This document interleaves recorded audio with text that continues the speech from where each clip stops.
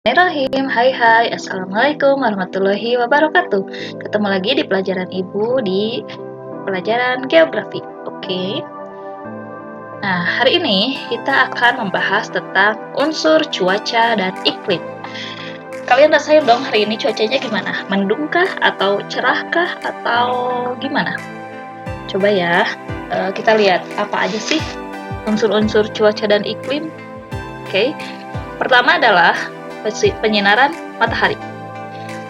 Kita bisa merasakan suhu panas atau dingin itu tergantung dari penyinaran matahari. Panas jika penyinaran mataharinya tinggi, banyak gitu ya, siang hari biasanya ya.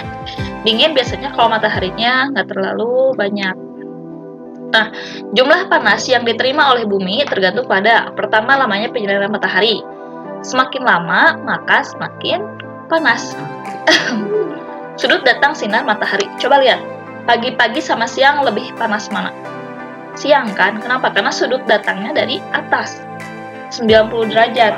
Jadi menyeluruh ke seluruh permukaan bumi. Jadi panasnya lebih tinggi dibanding dengan siang ataupun sore hari. Gitu ya. Sore hari juga kan kita merasa nggak terlalu panas, nggak sepanas siang hari kayak gitu. Terus ada ketinggian tempat.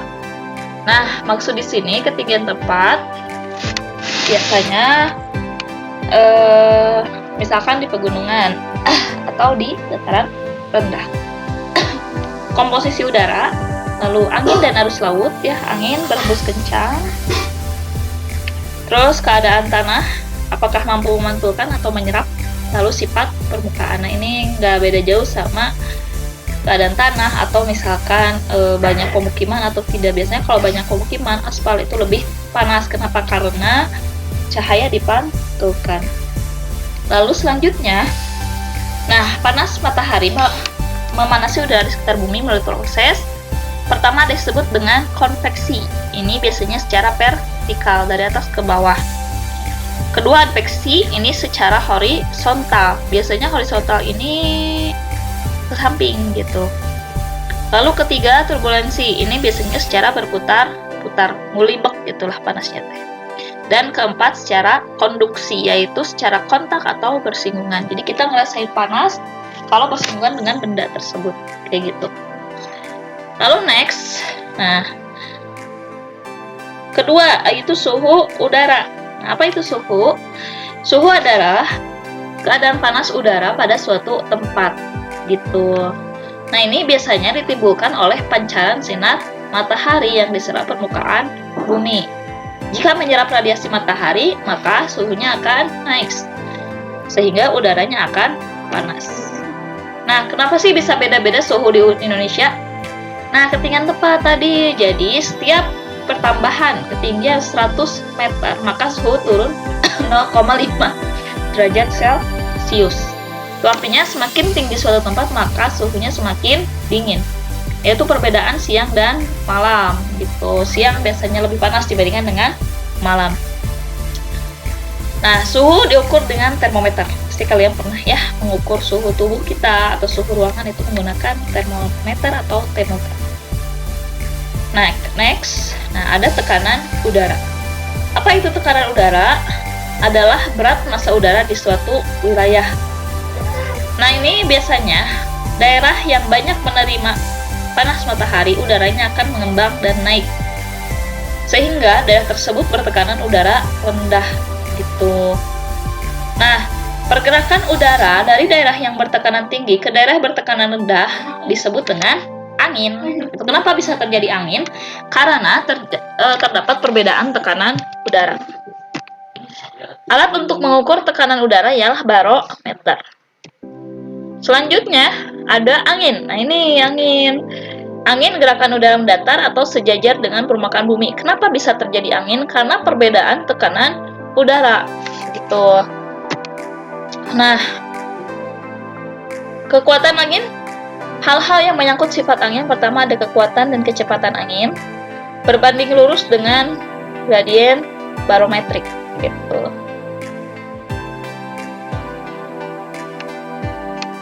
Lalu kedua, arah angin. Nah, ini arah angin ini dipengaruhi oleh letak lintang. Menurut hukum Bayes-Ballet, udara bergerak dari daerah yang bertekanan tinggi ke daerah yang pada tekanan rendah.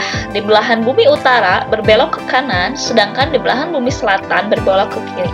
Coba bisa dipahami nggak? Nah, kayak gini nih, angin tuh. Bayangkan ini bumi kita. Nah, ini Tropic of Cancer, ini garis Tropic of Cancer, ini garis Tropic of Capricorn.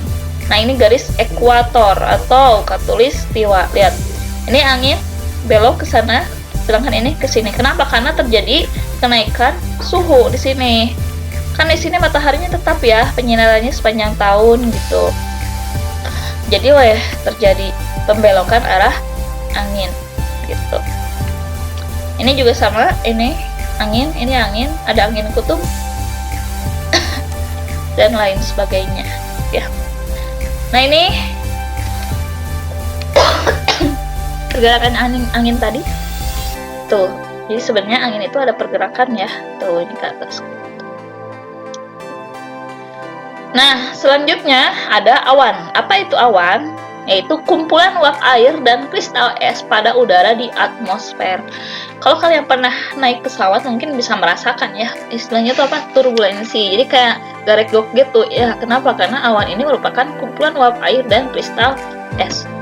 Lalu pembagian awan, ini ada awan tinggi, menengah, rendah, dan awan yang terjadi karena udara naik. Awan tinggi terbagi 3, awan menengah 2, awan rendah terbagi 3, dan awan yang terjadi karena udara naik terbagi 2. Coba ya kita lihat pembagiannya.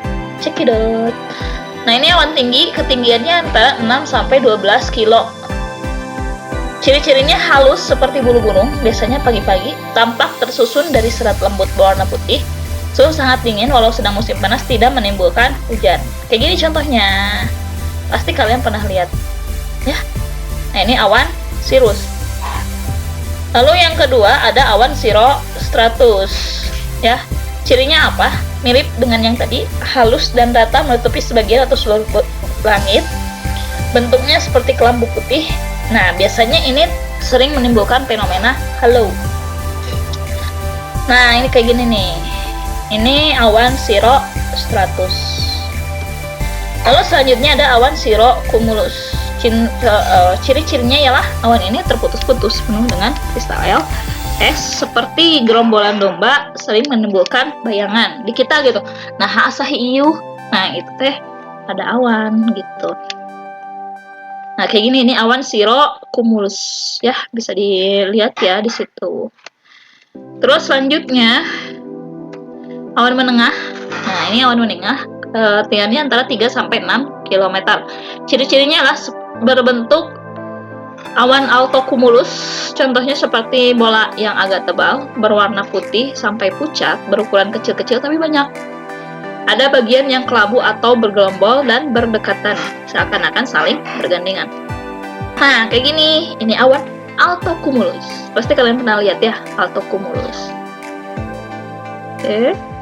Nah, selanjutnya ini awan altostratus. Ciri-cirinya ya luas dan tebal, umumnya terbentuk pada sore hari yang diikuti hujan pada malam hari. Berwarna kelabu, dapat menghasilkan hujan ringan dan gerimis. Contohnya kayak gimana? Nih, kayak gini. Ini awan altostratus. Ya, pasti dong kalian pernah ngelihatnya ya. Oke, next, awan stratocumulus. Nah, ini awan rendah, ketinggiannya kurang dari 3 kilo. Ciri-cirinya apa? Berbentuk seperti bola, sering menutupi seluruh langit, cenderung lebih mengembang ke arah horizontal, tampak seperti gelombang lautan, lapisannya tipis, tapi dia tidak menimbulkan hujan. Nah, kayak gini. Nah, ini awan stratocumulus. Kalau pernah naik ke Gunung Cikuray, kayaknya pernah lihat deh, ini awan stratocumulus. Jadi, kenapa di Gunung Cikuray itu kayak negeri di atas awan? Karena ada awan rendah, yaitu awan stratocumulus. Ini salah nulis ya, harusnya awan stratus, rendah dan sangat luas, tingginya di bawah 2000 meter, di bawah 2 kilo, lapisannya melebar seperti kabut dan berlapis-lapis. Nah, ini kayak gini, ini awan stratus ya. Nah, ini awan rendah, nimbostratus. Bentuknya dia tidak menentu, tepinya compang-camping tak beraturan, warna putih kegelapan, hanya menimbulkan hujan gerimis. Kayak gini. Tuh, gelap-gelap gitu. Nah, ini awan nimbo stratus. Lalu selanjutnya, awan yang terjadi karena udara naik. Ciri-cirinya ialah mengandung pertama awan cumulus. Cirinya ialah awan yang mengandung kristal es, tebal dengan puncak agak tinggi, terbentuk pada siang hari karena udara naik, terlihat terang jika berhadapan dengan matahari. Kayak gini. Nah, ini awan cumulus. Pasti pada pernah lihat. Nih, ini kayak gini ya, awan cumulus. Lalu terakhir ada awan cumulonimbus. Nah, ini biasanya menimbulkan hujan. Ciri-cirinya ialah menimbulkan hujan dan dengan kilatan guntur, bervolume besar, posisinya rendah dengan puncak yang tinggi seperti menara, sering terjadi pada waktu angin ribut. Nah, kayak gini. Kurang lebih kayak gini ya. Biasanya ini gelap.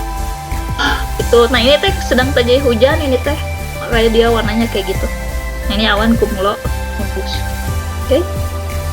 Bisa dipahami ya tentang perawanan. Kalau belum bisa di previous aja, nggak apa-apa. Oke. Selanjutnya ada kelembaban udara, ada kelembaban mutlak, ada kelembaban nisbi, ya.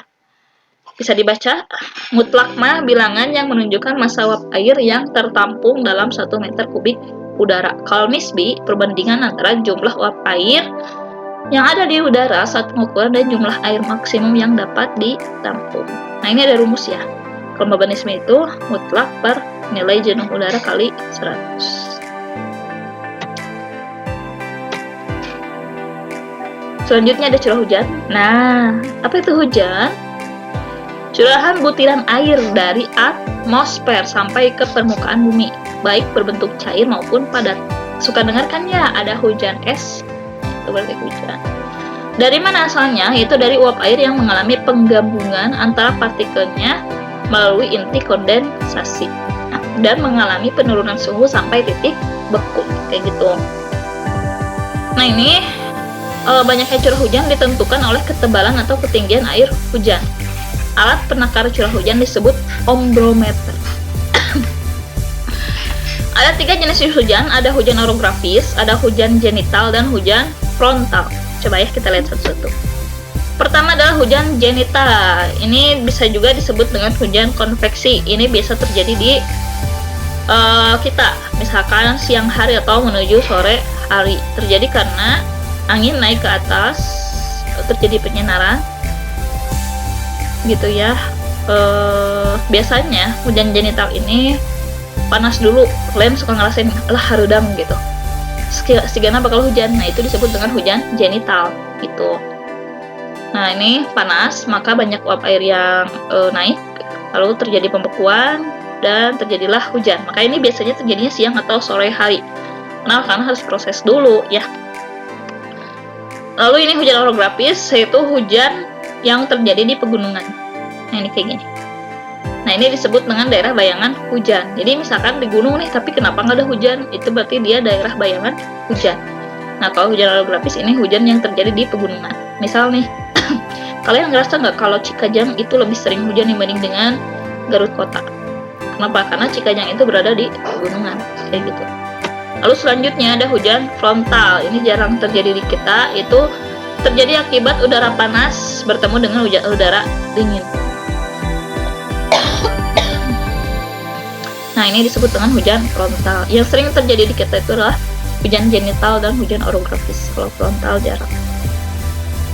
Ini biasanya terjadi di iklim subtropis. Oke. Ibu cukupkan penjelasannya, semoga bisa dipahami, mudah-mudahan bermanfaat. Hatur nuhun kana perhatosana. Insyaallah see you next time. Ada sedikit quotes dari ibu, yaitu lebih baik menanggung perihnya belajar daripada menanggung perihnya hidup karena kebodohan.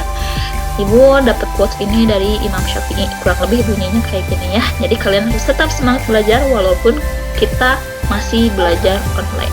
Oke, demikian. Assalamualaikum warahmatullahi wabarakatuh.